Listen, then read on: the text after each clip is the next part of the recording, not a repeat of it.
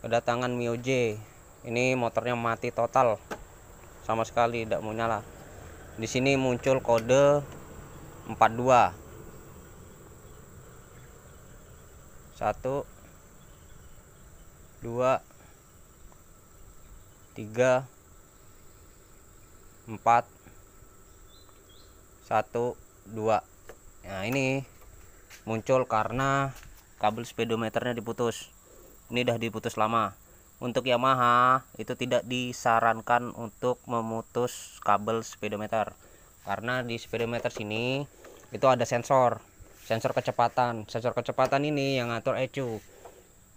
Jadi ECU ini ngasih kode ke pengguna bahwasanya ini ada yang error, ada yang rusak, entah itu sensornya, speedonya, entah kabelnya. Jadi kalau lama nggak diganti, ini ECU-nya ngambek. Bukan cuma manusia aja yang ngambek,